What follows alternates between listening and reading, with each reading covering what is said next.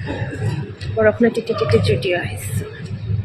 ডিফুৰ সকলো ক্ৰিয়েটাৰ ইনফ্লুৱেঞ্চাৰে জুডিঅ'লৈ আহি ৰিলছ চিলছ বনাই শেষ কৰাৰ পাছত আজি মই মোৰ মানুহজনক পতাই মেলি আহি পালোঁ ডিফুত নতুনকৈ খোলা জুডিঅ'লৈ। আহি চিধাই আমি বয়জৰ ছেকশ্যনত গ'লোঁ, বয়জ মানে জেন্টছৰ ছেকশ্যনত, বয়জ জেন্টছ বয়জৰ ছেকশ্যনত দেখিলোঁ চব কাপোৰ ধুনীয়া।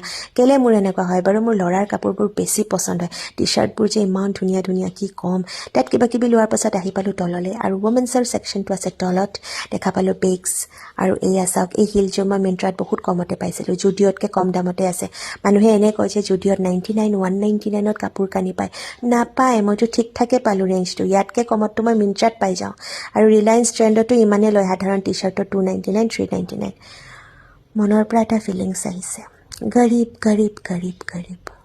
তো কিবা কিবি বস্তু লোৱাৰ পিছত আপোনালোকৰ বাইদেউ আহি পালে নেল পলিচ চাবলৈ। ছোৱালী মানুহে নেল পলিচ বাদ দিব নোৱাৰে, গম পায়নে, যিমানে ভাল ভাল নেল পলিচৰ কালাৰ নাথাকিলেও ঘৰত গ'লে মানে নেল পলিচ এটা লোৱা হয়। নিজৰ ভাল লগা বস্তুখিনি শ্বপিং কৰি আপোনালোকৰ বাইদেউ এতিয়া যাব ঘৰলৈ। ব্লগটো কেনেকুৱা লাগিলে জনাবলৈ কিন্তু নাপাহৰিব।